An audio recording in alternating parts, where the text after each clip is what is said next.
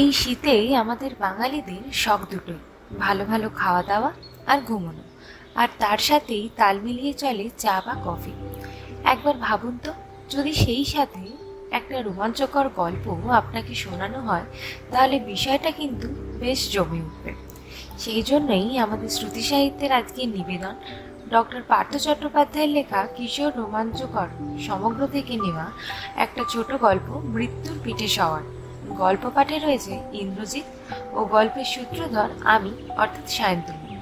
শুরু হতে চলেছে আমাদের আজকের নিবেদন, মৃত্যুর পেটে সওয়ার। সঞ্জয় পূর্ব মেদিনীপুরের এক গ্রামের ছেলে। ক্লাস 9-এ পড়ে, হোস্টেলে থাকে, কিন্তু তার পড়াশোনা করতে একদম ইচ্ছে করে না।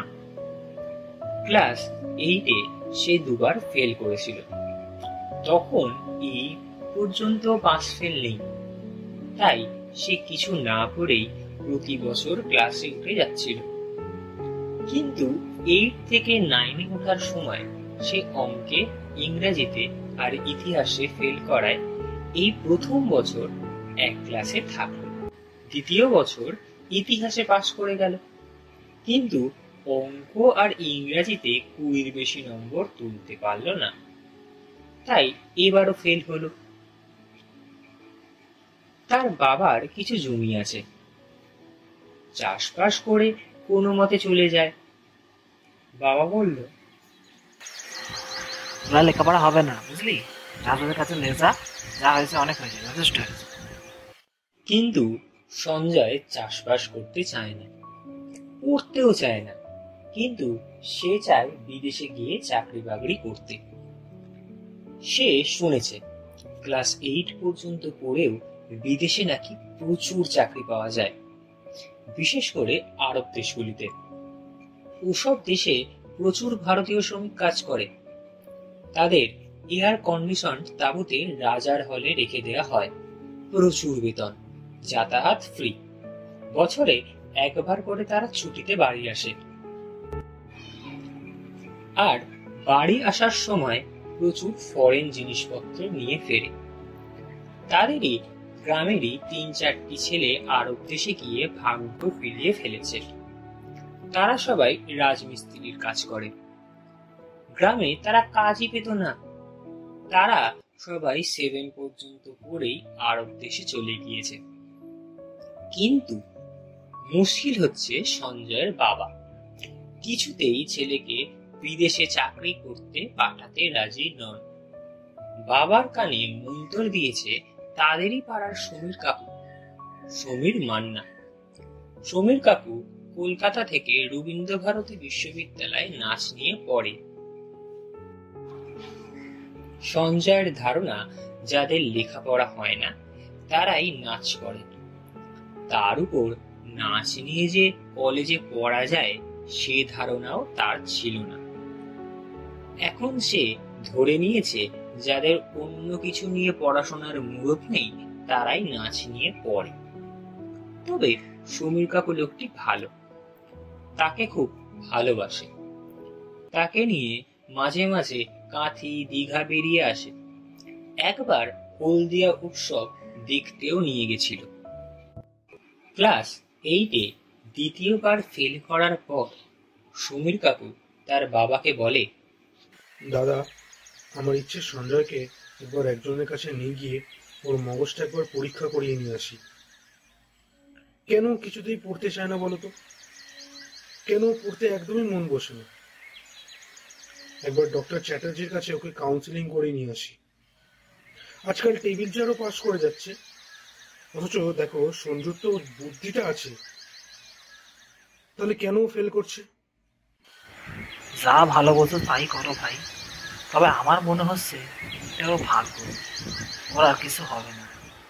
আমি ওকে খেতির কাজে লাগিয়ে দিতে দিয়েছিলাম, ও তাতে রাজি হলো না, বলে কিনা বিদেশে চাকরি করতে যাবে।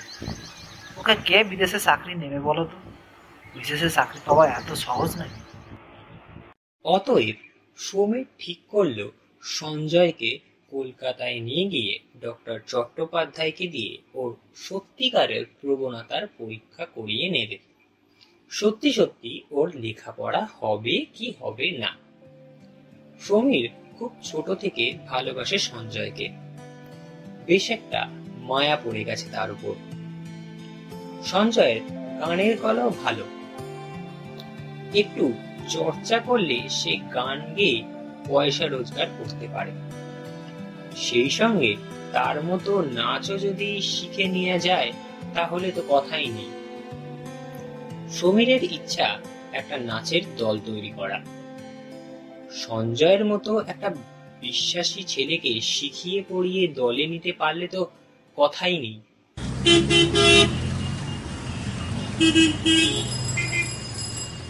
কলকাতায় সল্টলেকে ডক্টর চট্টোপাধ্যায়ের কাছে নিয়ে যেতে তিনি সঞ্জয়ের কিছু প্রাথমিক পরীক্ষা করে বললেন, ওর ADHD হয়েছে, এর মানে attention deficit and hyper activity disorder. আজকাল লক্ষ লক্ষ ছেলে মেয়ে অসুখে ভোগে। এতে পড়াশোনা করার ইচ্ছেটা একদম চলে যায়, সবসময় হইচই করে সময় কাটাতে ইচ্ছে করে। সংগীত ভাঙতে অন্তত 20-22 বছর বয়সে, তখন ছেলেমেয়েরা হাই হাই করে। এটা একটা রীতিমতো অসুখ। মগজের রসায়ন উল্টে পাল্টে গেলে এমনটা হয়। ওষুধ খেলে কিছুটা উপশম হয়, কিন্তু আমি বলবো ওষুধ না খেয়ে মনের জোর বাড়িয়ে এই অসুখটা সারাতে। কয়েকটি ব্যায়াম তিনি সঞ্জয়কে দেখিয়ে দিলেন। সঞ্জয় সবই শুনল। ডক্টর চ্যাটার্জি লোকটাকে তার ভালো লাগলো না। উনি আবার আসতে বলেছেন। আর নয়, যথেষ্ট হয়েছে। পড়াশোনা যে তার দ্বারা হবে না সে নিজেও জানে। এর জন্য এত পরীক্ষা দিতে হবে কেন? আর তার মনের ব্যায়াম করতে বই গেছে। শিয়ালদার পাশে সমীর কাকু সঞ্জয়কে নিয়ে রাতটা বৈঠকখানার একটা হোটেলে থাকবেন এবং পরের দিন আবার সঞ্জয়কে নিয়ে দেশের বাড়িতে রেখে আসবেন। এটা ঠিক করা ছিল। সল্টলেক থেকে শিয়ালদা 21 নম্বর বাসে বসে আসার সময় সারা পথটা বোঝাতে বোঝাতে এলেন সমীর কাকু। দেখ বাবা, বিদেশে যদি যেতেই হয় তাহলে গ্র্যাজুয়েট হয়ে তারপর যা, অথবা পলিটেকনিকে ভর্তি হয়ে যে কোনো একটা হাতের কাজ শেখ। আকাট মুখ্য থাকলে দেশে বিদেশে কেউ সম্মান দেবে না। আর ক্লাস 8 পর্যন্ত উঠলেও তুই তো এক লাইনও ইংরেজি জানিস না। ক্লাস 4 এর বিদ্যাও তোর পেটে নেই। এসব কথা যত শুনছে সঞ্জয়ের রাগও তত বাড়ছে। সমীর কাকু তার নিজের কাকু নন, পাড়াতুতো কাকু। গায়ে পড়ে তার ব্যাপারে ওর এত নাক গলাবার কি দরকার? সে সারাটা পথ গুঁজ হয়ে রইল। তবে সব সময় মনে হতে লাগলো এই মুহূর্তে তার দু চোখ যেদিকে যায় সেই দিকে চলে যাবে। সমীর কাকু শিয়ালদায় যে হোটেলটা রাতে থাকার জন্য ব্যবস্থা করেছিলেন সেটা একটা স্পাইস হোটেল। নিচে সব সময় লোক খাচ্ছে। হোটেলটা 3 তলা। দোতলায় 3টে ঘরে তাদের পূর্ব মেদিনীপুরে কিছু লোক পাকাপাকি ভাবে থাকে। তারা কলকাতায় চাকরি বাকরি করে, মাসে 1-2বার বাড়ি যায়। সমীর কাকু সেইখানে চৌকি বুক করেছিলেন। সমীর কাকু বললেন, আমাকে আবার সন্ধ্যের সময় একবার কলেজ যেতে হবে, বুঝলি? ফিরতে ফিরতে রাত্রি 9টা বেজে যাবে। তোর যদি খিদে পায় তাহলে হোটেলে নিচে গিয়ে খেয়ে নিবি। বলবি দোতলার 4 নম্বরে উঠেছিস। আর খবরদার, একা একা একদম করতে হবে রবি না। এই জায়গাটার নাম বৈঠকখানা। সবসময় কত রকমের যে বদ লোক এখানে ঘুরে বেড়াচ্ছে তার কোনো ইয়ত্তা নেই। সমীর কাকু বেরিয়ে যাবার পর সঞ্জয় কিছুক্ষণ জানলা দিয়ে অজস্র লোকের যাওয়া আসা দেখতে লাগলো। সন্ধ্যা 6টা বাজে।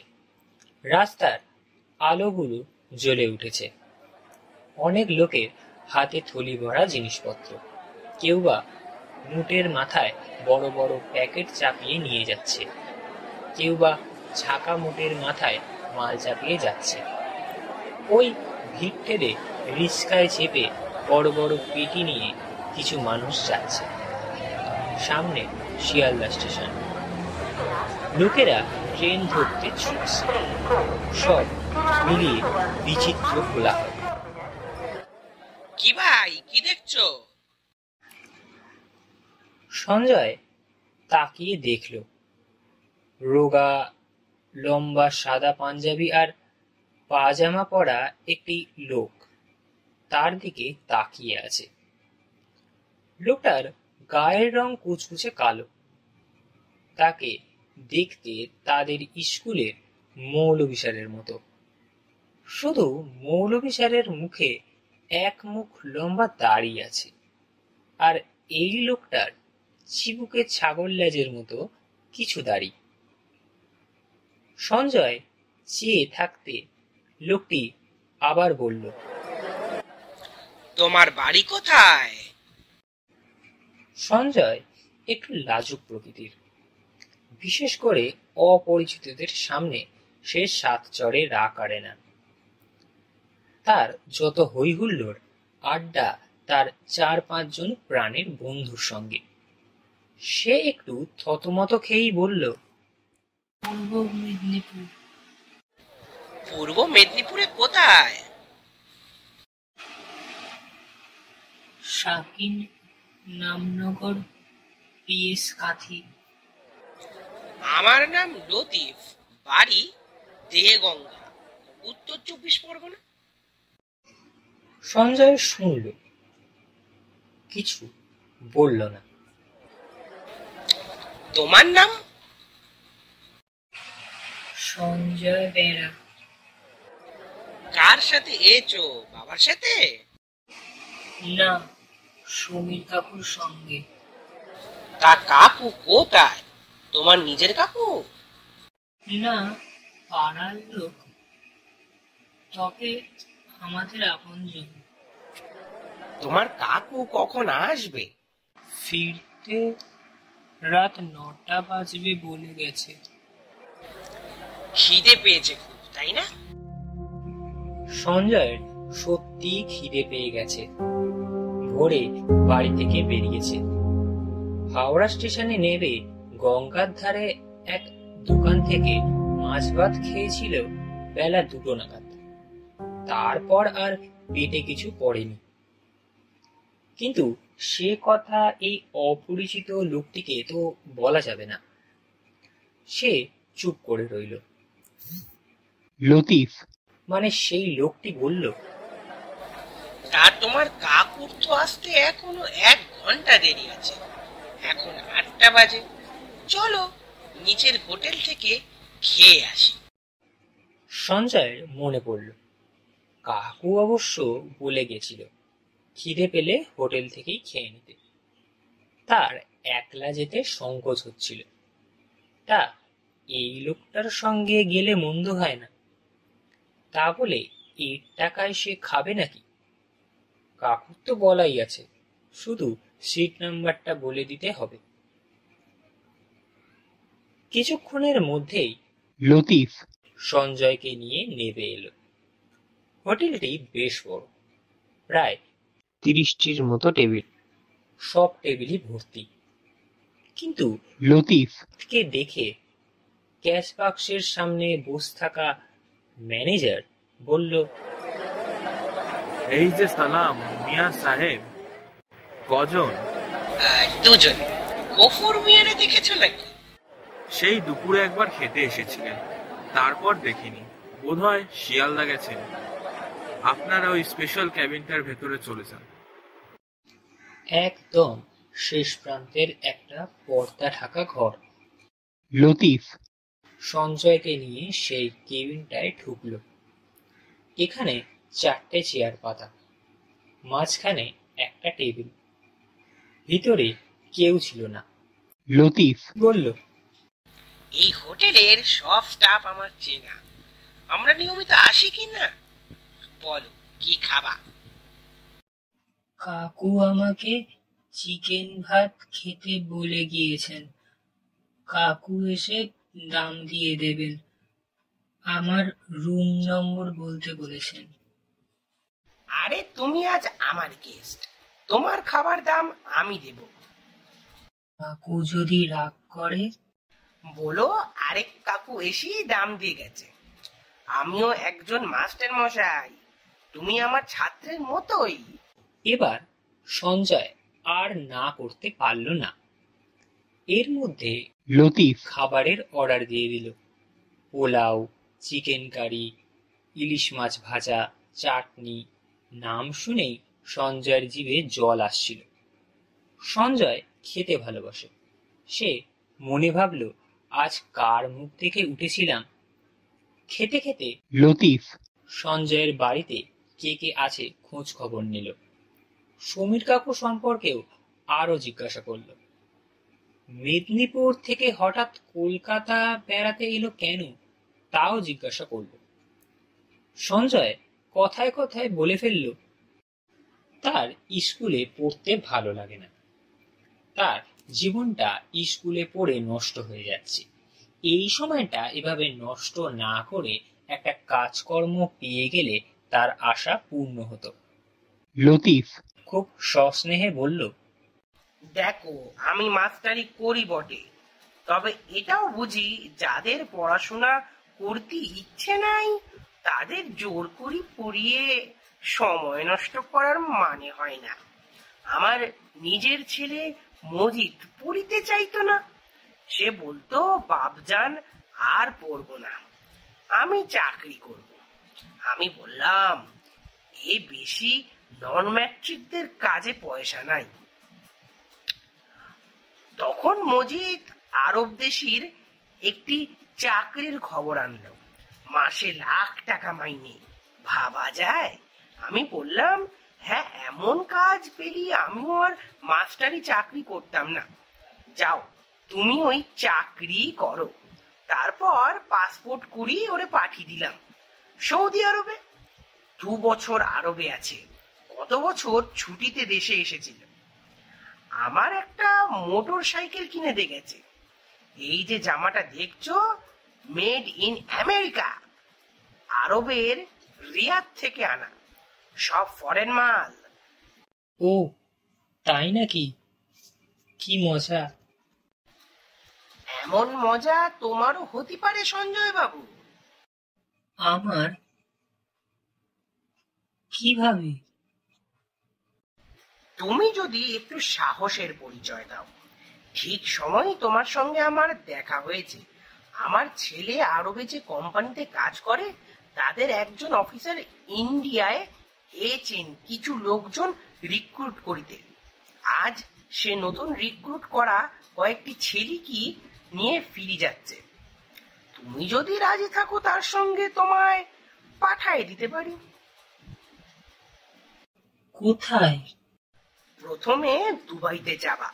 শুধু দুবাই নয়, আমার ছেলের কোম্পানি আরব দেশ জুড়ি, দুবাই, ইজিপ্ট, জর্ডান, এতগুলো দেশ জুড়ি ব্যবসা চালায় ওরা। যে কোনো দেশই তোমায় চাকরি দিতে পারে। তুমি লম্বা, সুন্দর স্বাস্থ্য, ডেটো চেহারা, তুমি তো চাকরি পাবাই। কোন ক্লাসে পড়ো তুমি? ক্লাস 8। আমি কিন্তু 2 বার ফেল করেছি। কিচ্ছু এসে যায় না, ক্লাস 8 পর্যন্ত পড়েছো তো, তাহলেই হবে। 2 বার ফেল মানে তো ডবল অভিজ্ঞতা। আরো ভালো, তোমার চাকরি হয়ে গেছে ধরো, কিন্তু আজ জয়েন করতে হইবে। আজই?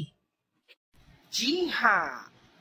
বদরুদ্দিন সাহিব কি বারবার আসবেন নাকি? আল্লাহর দোয়ার হুজুর এই সময় কলকাতায় হাজির আছেন। মানে আজ রাতের কুরলা এক্সপ্রেস তিনি মুম্বাই চলে যাবেন, সেখান থেকে দুবাই। আমি এখনই ফোনে বলে দিচ্ছি, তিনি তোমায় সঙ্গে করে নিয়ে যাবেন। বলো রাজি? কত মাইনে দেবে? তুমি নতুন তো, 6 মাস বেশি দিতে পারিবে না। ডলারে মাইনে মাসে $1000। তারপর ভালো কাজ করিয়ে দেখাতে পারিলে $2000। মানে কত হলো?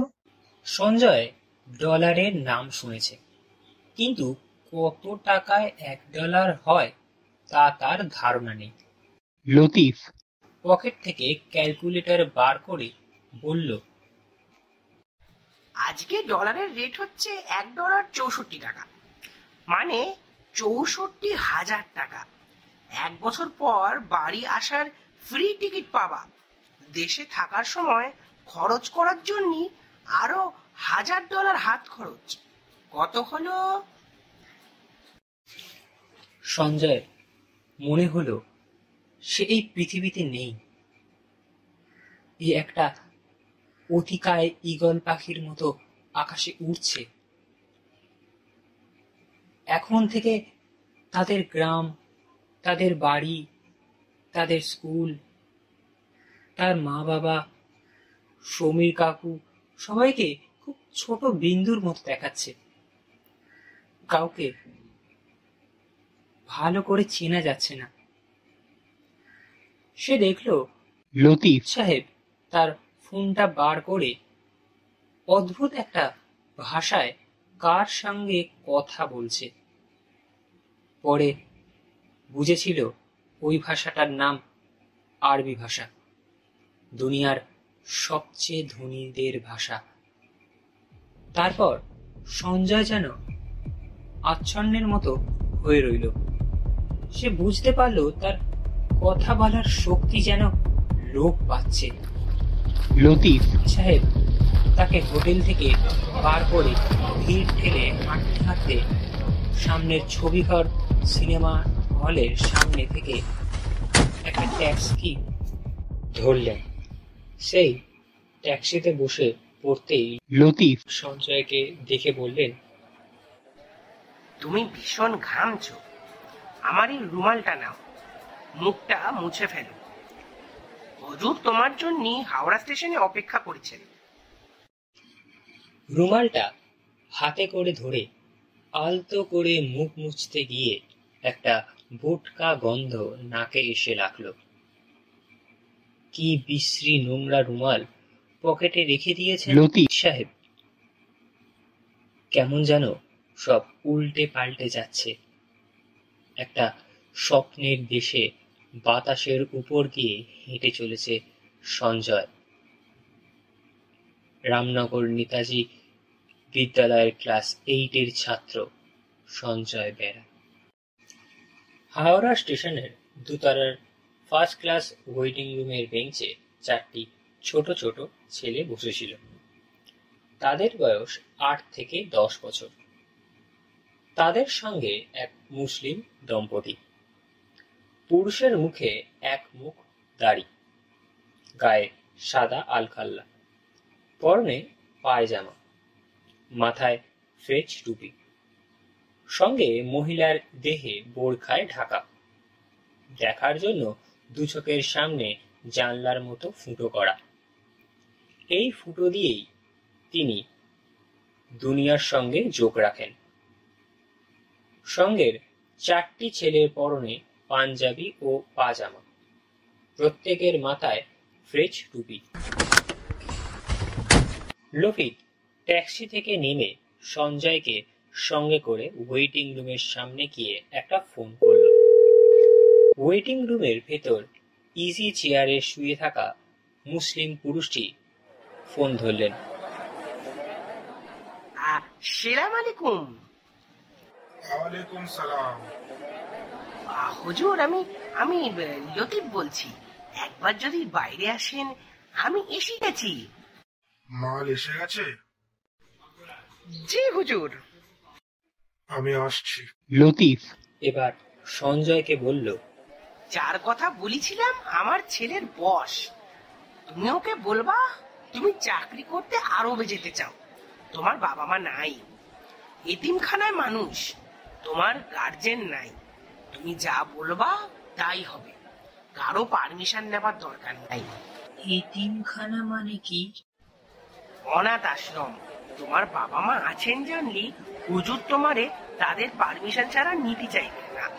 তাই বলবা তোমার বাবা মা কেউ নাই, পড়াশোনা করিতে ভালো লাগে না, কিন্তু যে কোনো কাজ করিতে তোমার আপত্তি নাই। হুজুর বাংলাদেশের লোক, কিন্তু থাকেন আম্মানে। বাংলাদেশে আইছিলেন, তারপর ইন্ডিয়া এসে আজমির শরীফ ঘুরে এখন আবার আম্মানে ফিরছেন। হুজুরের দয়ার শরীর। এই দেশে এলি গরিব মানুষেরা তাদের বাচ্চাদের ওদেশে নিয়ে গিয়ে ভালো চাকরি বাকরি করে দেওয়ার জন্য ধরে, যাতে তারা বাড়িতে মাসে মাসে কিছু টাকা পাঠাতে পারে। এবার 4টে ছেলে ওর সঙ্গে যাচ্ছে, ফরিদপুর থেকে 2জন আর খুলনা থেকে 2জন। তোমার সঙ্গে ওদের ভাব হয়ে যাবে দেখবা। অবশ্য বয়সে ওরা তোমার চেয়ে বেশি ছোট। তুমি হবে ওদের দাদা, ওদের ভালো মন্দ দেখবা। উনি আম্মান থাকেন?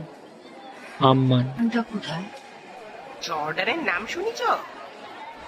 আম্মান হলো গিয়ে জর্ডানের রাজধানী। দুবাইয়ের নাম খুব শুনি। আম্মান কি দুবাইয়ের কাছে? না, দুবাই থেকে দূর আছে। জর্ডান হলো গিয়ে মধ্যপ্রাচ্যে, যাকে আমরা মিডল ইস্ট বলি। একদিকে ইরাক আর সৌদি আরবিয়া, আর অন্যদিকে ইজিপ্ট, জর্ডান আর ইসরায়েল, আর তার উপর দিকে সিরিয়া, তারই পাশে জর্ডান। দারুণ জায়গা, মস্ত বড় টুরিস্ট স্পট। হুজুর আর বেগম সাহেবা আম্মানে থাকেন, তবে তার কোম্পানির কাজে সারা পৃথিবী ঘুরে বেড়ান। ওই যে হুজুর আসছেন। হুজুর আসা মাত্রই লতিফ খুব সম্ভ্রমে এগিয়ে গেল। তারপর মুঘল কায়দায় আভূমি কর্নিশ করে বলল, এই সেই ছেলেটি হুজুর, যার কথা আপনারে ফোনে বলিছিলাম। হুজুর সঞ্জয়ের দিকে এক দৃষ্টিতে তাকিয়ে বললেন, বয়স কত? 15। বাবা মায়ের পারমিশন আছে? আমার বাবা মা নেই হুজুর, অনাথ আশ্রমে মানুষ, ওখানে বড় অত্যাচার করে। সহ্য করতে না পেরে লতিফ চাচাই গিয়ে বললাম আমি চাকরি করব। উনি আমাকে আপনার কাছে নিয়ে এলেন। ওর বাপরে চিনতাম হুজুর, আমাকে খুব খাতির করতো। তারপর তারও ইন্তেকাল হয়। ছেলেটা বসিরহাটের এতিমখানায় মানুষ, ভীষণ গরিব, তবে খুব চালাক চতুর ছেলে। আর চেহারাটা দেখেছেন, ইস্পাত যেন। তুমি ওইখানটায় গিয়ে দাঁড়াও, আমি হুজুরের সঙ্গী একটু প্রাইভেট কথা বলি আসি।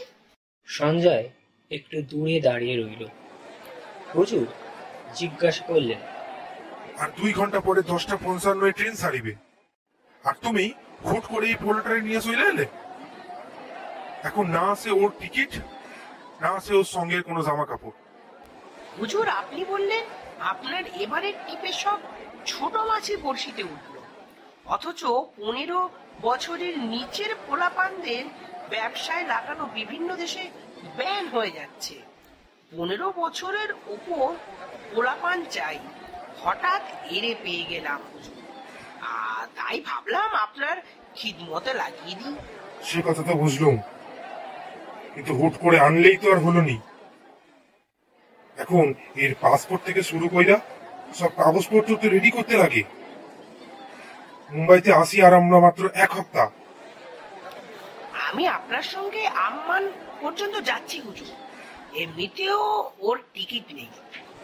আপনি তো 6 জনের জন্য রিজার্ভেশন করে নিয়েছেন এসি ফার্স্ট ক্লাসে। আমি আর ও দুজনা আনরিজার্ভড কম্পার্টমেন্টে টিকিট কেটে নিচ্ছি। আমরা ভিড়ের মধ্যে বসেই চলে যাব। মুম্বাইতে আমার লোক আছে, ওকে আমার সেলে সাজিয়ে 2টো পাসপোর্ট আর ভিসা করে দেব। এ পর্যন্ত আপনার কাজ করে এসেছি, কোনো অসুবিধে কি হয়েছে?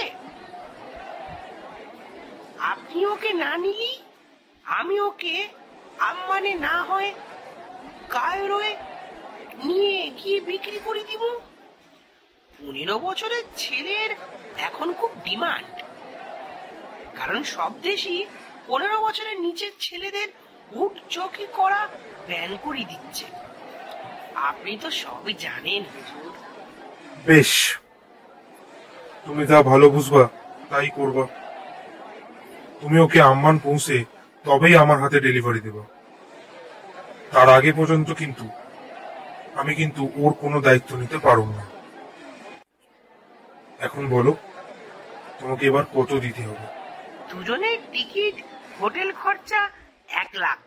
তবে টাকাটা ডলারে চাই হুজুর। $2,000 এমন ভালো মাল আর পাবেন না। মুম্বাই লোকমান্য তিলক স্টেশনে নেবে লতিফ সঞ্জয়কে নিয়ে হুজুরের সঙ্গে আবার দেখা করল। এবার হুজুরের একটু পরিচয় দিই। নাম সৈয়দ বদরুদ্দিন, খুলনার বাঙালি, তবে দীর্ঘকাল ধরে ব্যবসা সূত্রে মানে থাকেন। ব্যবসা সূত্রেই আরব দেশগুলিতে ঘোরে। তার ব্যবসা হলো দুবাই, সৌদি আরব, ইজিপ্ট ও জর্ডানে উটের দৌড়ের জন্য জকিদের ট্রেনিং দেওয়া, বাচ্চাদের সরবরাহ করা আর নিয়মিত ওইসব দেশে উটের দৌড় অনুষ্ঠিত করা। ওইসব দেশে বিদেশি পর্যটকদের কাছে বড় আকর্ষণ উটের দৌড়। এজন্য কয়েকটি শহরে আলাদা স্টেডিয়ামও আছে। সেখানে সিজনের সময় সময় প্রতিদিন উটের দৌড় হয়। উটের দৌড়ের সবচেয়ে গুরুত্বপূর্ণ অংশ হলো জকি, মানে যারা ছুটন্ত উটের পিঠে বসে থাকে। বসে থাকা মানে তাদের বসিয়ে রাখা হয়, মোটা দড়ি দিয়ে তাদের উটের পিঠে বেঁধে রাখা হয়। ঘন্টায় 40 থেকে 45 কিলোমিটার গতিতে উটেরা ছোটে। জকির হাতে থাকে ছোট্ট চাবুক। সেই চাবুক ক্রমাগত মেরে মেরে উটকে জোরে ছুটতে বাধ্য করে তারা। জকিরা বাচ্চা ছেলে হয়। সাধারণত ওই 5 থেকে 8 বছরের বাচ্চারাই হলো জকি হিসাবে আদর্শ। তারা বেশি বয়স দর্শকরা পছন্দ করে না। ছুটন্ত উটের পিঠে বসে থাকা খুব ঝুঁকিবহুল। উটের প্রথম প্রবণতা হলো উটের উপর থেকে সওয়ারিকে ছুঁড়ে ফেলা। সে ঝাড়া দিয়ে সওয়ারিকে ফেলে দিতে চায়। একা ছোটাই তার পছন্দ। তাছাড়া জোরে দৌড়াতে গিয়ে অনেক উট মাটিতে মুখ থুবড়ে পড়ে যায়। সঙ্গে সঙ্গে তার খুদে সওয়ারিও মারা যায়। ছুটন্ত উটের পিঠে থেকে পড়ে গিয়ে অনেকে সারা জীবনের জন্য পঙ্গুও হয়ে যায়। এই দৌড় আবহমান কাল ধরে চলে আসছে। কোটি কোটি ডলারের ব্যবসা গড়ে উঠেছে এই উটের দৌড়কে কেন্দ্র করে। বদরুদ্দিনের নিজের জীবনও খুব রোমাঞ্চকর। 1971 সালে বাংলাদেশের স্বাধীনতা যুদ্ধের সময় তার বাবা মা রাজাকারদের হাতে নিহত হন, কারণ তারা স্বাধীনতা যুদ্ধে যোগ দিয়েছিলেন। তখন তাদের এক আত্মীয় 8 বছরের বদরুদ্দিনকে এক আরব দালালের কাছে বিক্রি করেন। ওই ব্যবসায়ী উটের দৌড়ের ব্যবসা ছিল। বদরুদ্দিনকে যখন প্রথম উট দৌড়ের জকির কাজে লাগানো হয় তখন তার বয়স মাত্র 9 বছর। 14 বছর পর্যন্ত বদরুদ্দিন উটের জকির কাজ করেছেন। এই 5 বছরে তিনি চোখের সামনে তার শখানেক সহকর্মী শিশুর দুর্ঘটনার মৃত্যু দেখেছেন। নিজে তিনি দুবার উটের পিঠ থেকে পড়ে গিয়ে 3-4 মাস হাসপাতালে ছিলেন। বড় হয়ে বদরুদ্দিন এখন নিজেই ক্যামেল রেস কোম্পানির মালিক হয়েছেন। এছাড়া তিনি একটি ক্যামেল ব্রিডিং ফার্ম চালান। সৌদি আরবিয়া থেকে 30 বছর বয়সে তিনি জর্ডানে চলে আসেন। এখন তিনি এয়ারপোর্টের কাছে আহমি স্ট্রিটের উপর একটি ভিলাতে থাকেন। কিন্তু তার আসল কাজের জায়গা হচ্ছে দক্ষিণ জর্ডানের পেট্রা শহরে। মরুভূমি আর পাহাড়ের সৌন্দর্য দেখার জন্য সেইখানে পশ্চিমী ট্যুরিজমরা বেশ করে আসে। লরেন্স অফ অ্যারাবিয়ার গল্পেও এখানকার সঙ্গে জড়িয়ে আছে। আম্মান থেকে পেট্রা শহর যাতায়াতের ব্যবস্থাও ভালো। বিখ্যাত ডেজার্ট হাইওয়ে সিরিয়ার দামাস্কাস থেকে আম্মান হয়ে কুতরুর কাছে এসে পশ্চিম দিকে ঘুরে পেট্রা শহর পৌঁছানো যায়। অনেকে আবার ওয়াদি মুজিব হয়ে ডেড সির ধার দিয়ে ডেড সি হাইওয়ে ধরে পেট্রা শহরে আসে। মধ্যযুগে ক্রুসেড লড়াইয়ের সময় খ্রিস্টানিরা তাদের সৈন্য সামন্ত নিয়ে এই রাস্তা ধরে লড়াইয়ে যেতেন। লরেন্স এই শহরে ছিলেন এখন থেকে মরুভূমি পাড়ি দেওয়ার আগে। এখন তার স্মৃতিতে ওয়াদি রাম এলাকায় তৈরি হয়েছে 7 পিলার অব ওয়াস্টম, জ্ঞানের 7টি স্তম্ভ। আলকাসি পেট্রা থেকে 9 কিলোমিটার দূরে। লরেন্স হাউসটি দেখতে এখন হাজার হাজার পর্যটক আসে। আর এই আলকাসিতে বদরুদ্দিন তৈরি করেছেন কয়েকজন আরব আর জর্ডান পর্যটনকে নিয়ে তার লরেন্স আরবিয়া স্টেডিয়াম। এখানেই হয় উটের দৌড়। এই ওয়াদি নামে রয়েছে জর্ডানের 20টি ক্যামেল ব্রিডিং ফার্মের সবচেয়ে বড় ফার্ম, মোহাম্মদ মুটানেক ক্যামেল ব্রিডিং সেন্টার। এখানে নানা জাতের উটের সংমিশ্রণে উন্নত ধরনের উট প্রজনন করা হয়। সেই সব উট চালান হয়ে যায় কাতার, দুবাই, সৌদি আরবিয়া ও ইজিপ্টে। এরা বেশিরভাগ রেসিং উট, অর্থাৎ উটের দৌড়ের জন্য বিশেষভাবে তৈরি। এমনকি টার্কিতে যে উটের লড়াই হয়, সেই লড়াকো উটও এখন এখানে ব্রিডিং করা হচ্ছে। এদের বলে টুলু। পেট্রাতে এই উট কেন্দ্রিক শিল্প তৈরি করার পরিকল্পনা প্রথমে বদরুদ্দিনের মাথাতেই আসে। কারণ পেট্রা প্রাচীন ঐতিহাসিক শহর, লরেন্স অব আরাবিয়ার শহর। এখানে পর্যটকেরা আসে সাধারণত একদিনের ডেজার্ট ট্রিপ করার জন্য। ডেজার্ট ট্রিপের জন্য প্রতিদিন 1500 উট লাগে। ক্রিসমাসের সময় তীর্থযাত্রীরা যখন জেরুজালেম দেখে জর্ডানে আরো 7-8 দিন কাটিয়ে যান, সেই সময় পেট্রা ও তার আশপাশে রেস্টের তিল ধারণের জায়গা থাকে না। সাধারণ সময় যেখানে একদিনের জন্য মরুভূমি ট্রিপের মাথাপিছু খরচ দ্বিগুণ হয়ে যায়। পেট্রা শহরের মরুভূমি ছাড়া আছে পাহাড়, যেমন তেমন পাহাড় নয়, নানা রঙের সুদৃশ্য পাহাড়। সূর্যোদয় থেকে সূর্যাস্তের সময় পাহাড়ের চূড়াগুলি নানা রঙের আলো বিচ্ছুরিত হয়। এই দৃশ্য একমাত্র আমেরিকার গ্র্যান্ড ক্যানিয়নে দেখতে পাওয়া যায়। বদরুদ্দিন এখন সারা আরব দুনিয়ার প্রভাবশালী মহলের পরিচিত মুখ। এমনকি জিহাদি আল কায়দা নেতাদেরও তিনি চেনেন। ব্যবসার স্বার্থে তাদেরও তাকে নিয়মিত টাকা দিতে হয়। তারা বহুবার তাকে তাদের হয়ে জিহাদের সাথে কাজ করতে বলেছেন। তেমন কিছু অ্যাকশন করা নয়, ওদের হয়ে গুপ্তচর বৃত্তি করা, আল কায়দাদের জাল বিশ্বজুড়ে ছড়ানো। বাংলাদেশ ও ভারতে আল কায়দাদের যে গুপ্ত সংগঠন আছে, তাদের কাছ থেকে অর্থ সাহায্য পৌঁছে দেওয়া। এই কাজটি তিনি গোপনে করে থাকেন। তাদের সব প্রস্তাবে কিন্তু বদরুদ্দিন রাজি হন না। তার মানে 71 সালের স্মৃতি জলজল করে। তিনি ইসলামিক জাতীয়তাবাদের সমর্থক, কিন্তু সন্ত্রাসের সমর্থক নন। তিনি মনে করেন ইসলাম সবসময় শান্তির কথা বলে, অকারণে হিংসা ইসলামের গুনাহ, অর্থাৎ পাপ। তার একমাত্র স্বপ্ন তিনি আগা খানের মতো বিশ্বের একজন সেরা ধনী হবেন।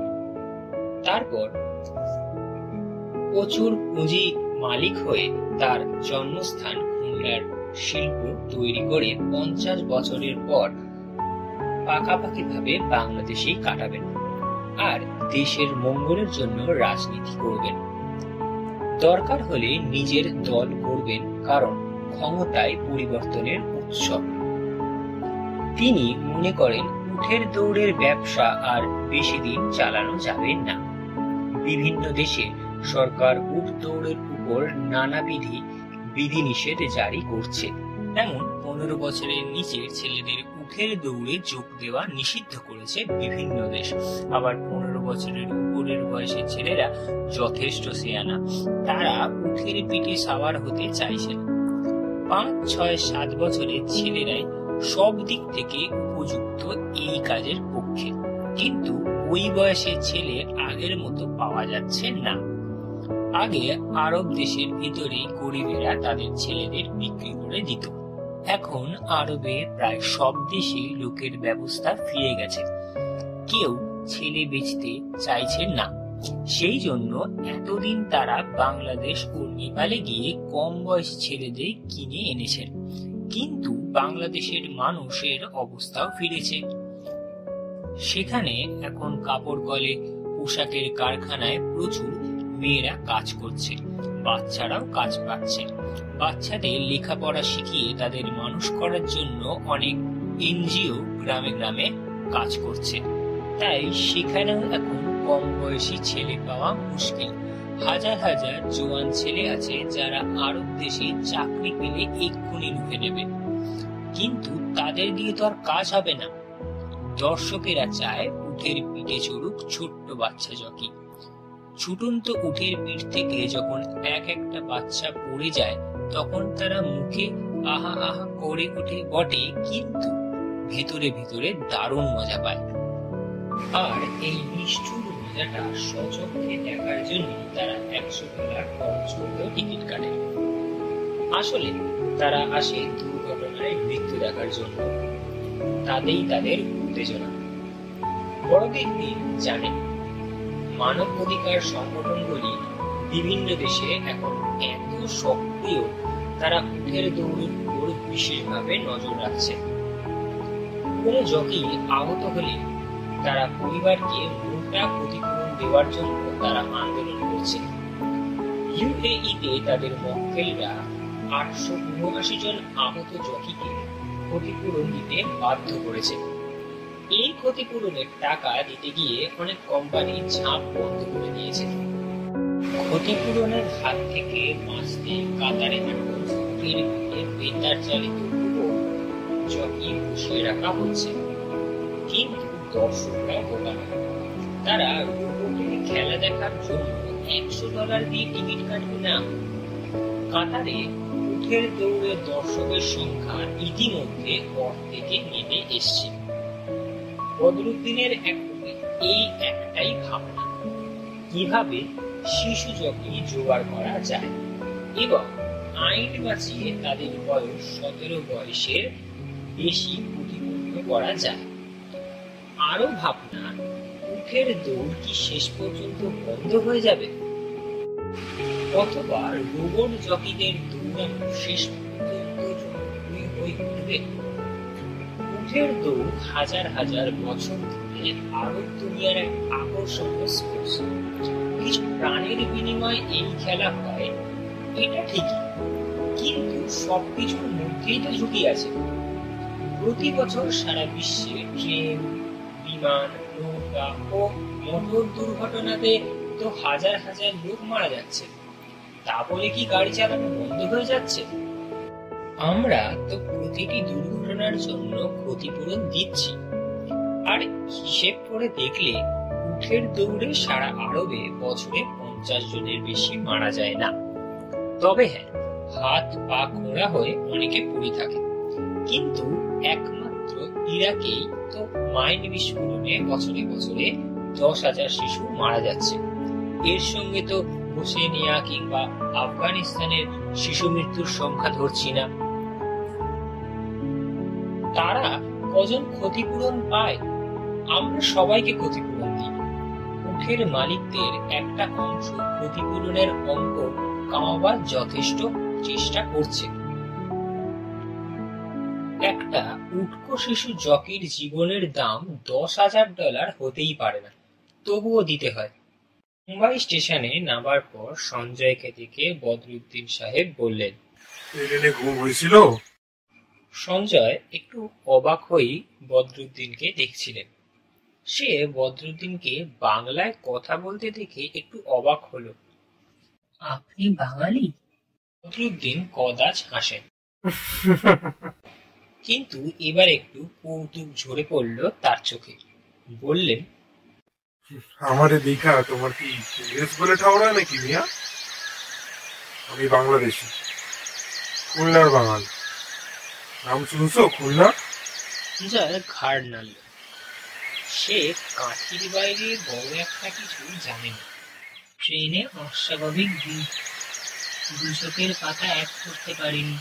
ঘুমাবে ঘুমাবে, যে দেশে যাচ্ছ খাটাখাটনি যেমনে বিশ্রাম পাওয়াও তেমনি। কোন দেশ স্যার? সে এখন বলবো না, ঠিক সময় শুনবো। আগে তো খেয়ে নাও, আগে তোমার পাসপোর্ট হোক। বিদেশ যাওনের বড্ড লেখা। ও লতিফ মিয়া, তোর কাগজপত্র রেডি হতে আর কতদিন লাগবা? দিন 15 তো লাগবেই। 1 নম্বর যদি না হয় 2 নম্বর নীতি লাগবে। আপনি তো বাচ্চাদের বাংলাদেশ থেকে পাসপোর্ট করে আনছেন।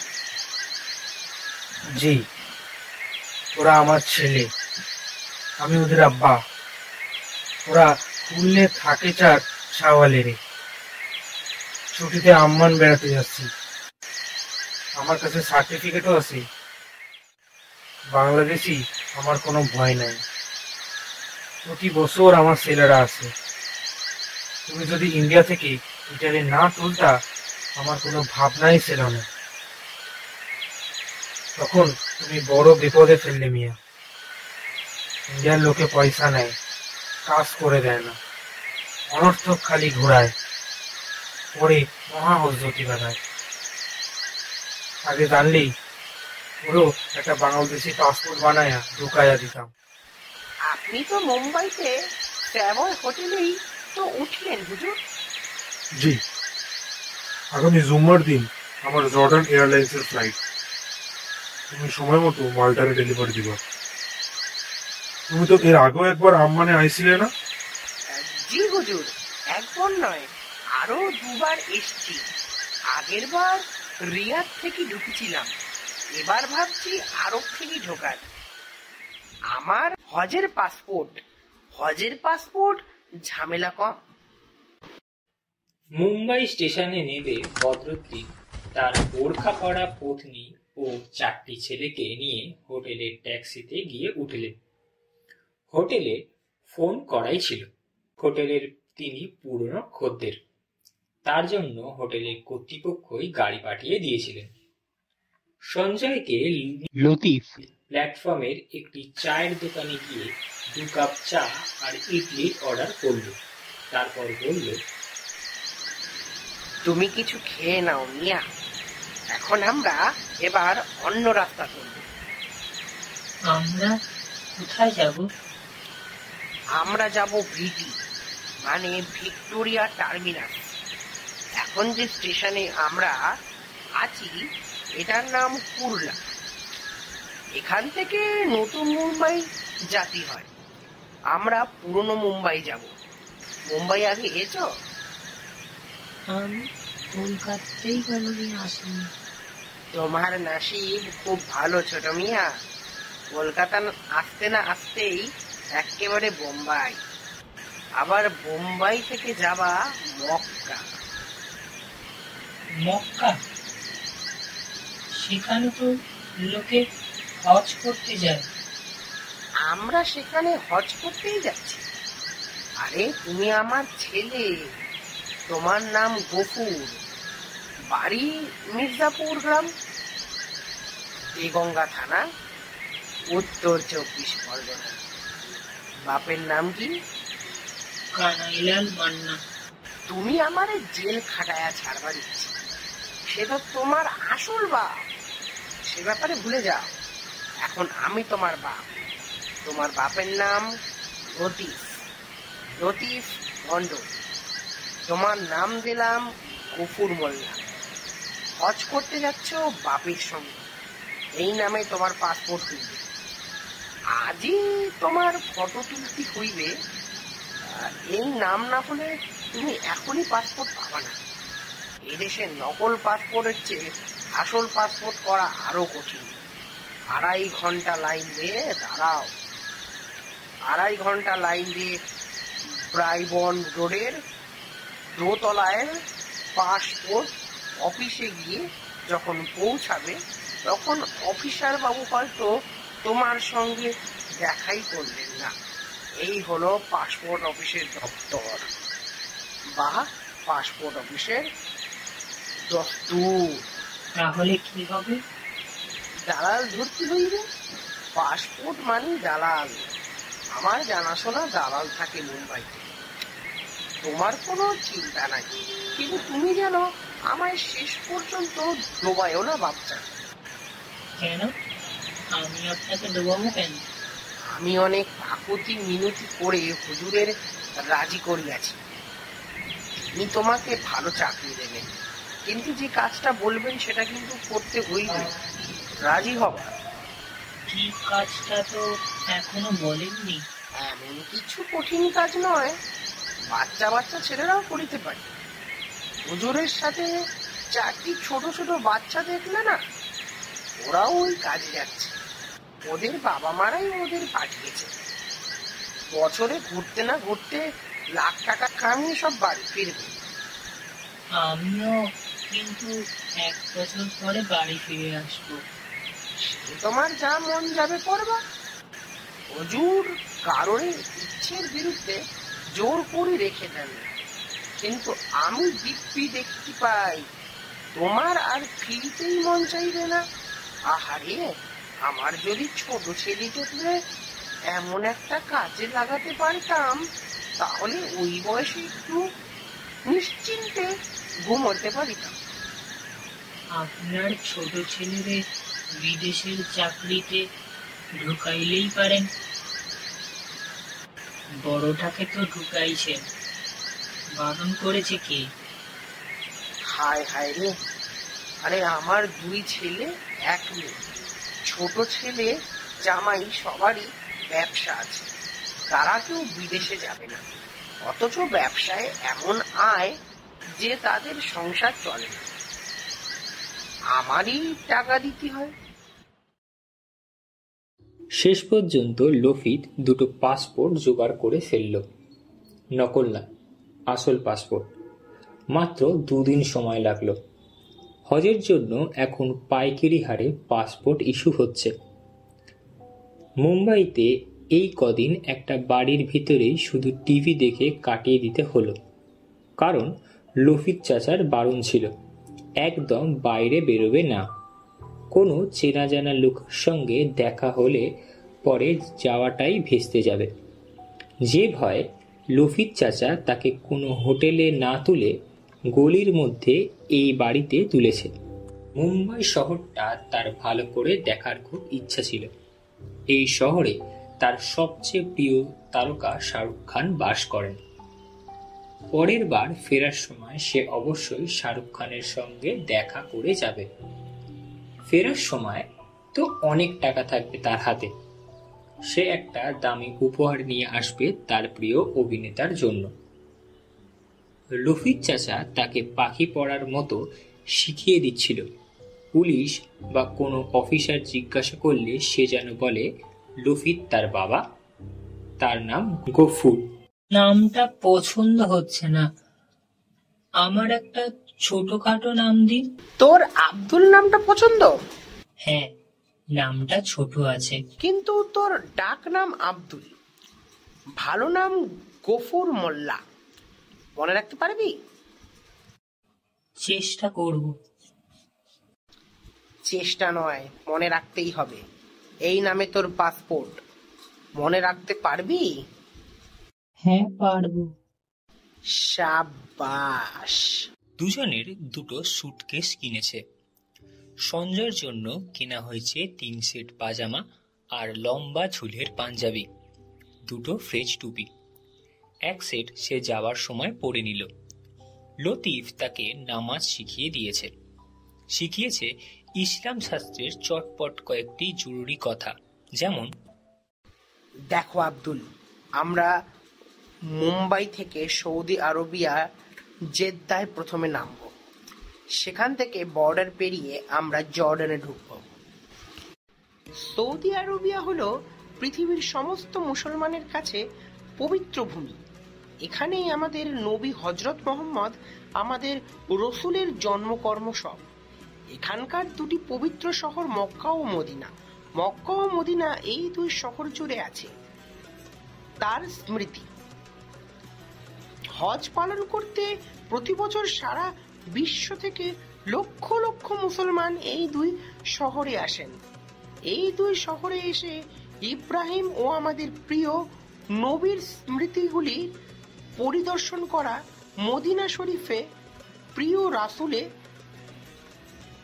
আকরমের কবর বিয়াত পরিদর্শন করে নবীকে সালাম ও দারুদ পেশ করা, তার মসজিদে নামাজ আদায় করা প্রতিটি মুসলমানের জীবনে চিরদিনের স্বপ্ন।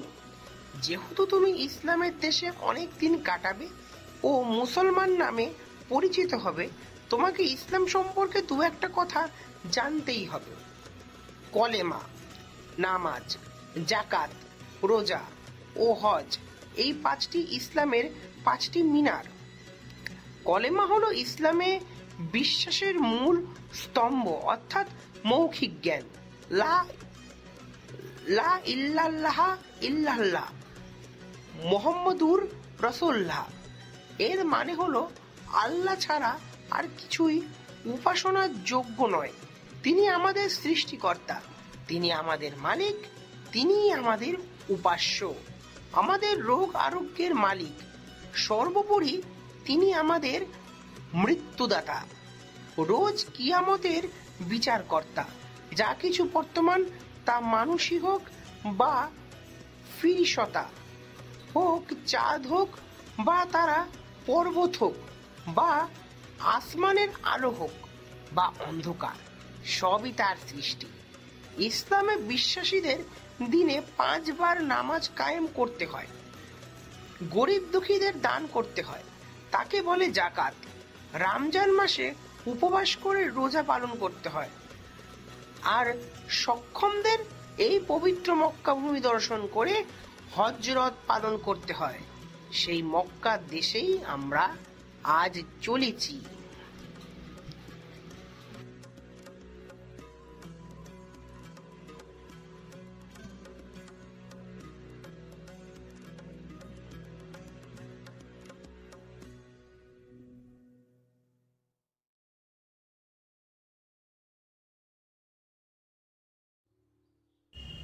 আমাদের শ্রুতি সাহিত্যের আজকের নিবেদন ডক্টর পার্থ চট্টোপাধ্যায়ের লেখা মৃত্যুর পিঠে শোয়ার গল্পের প্রথম পর্ব এই পর্যন্ত।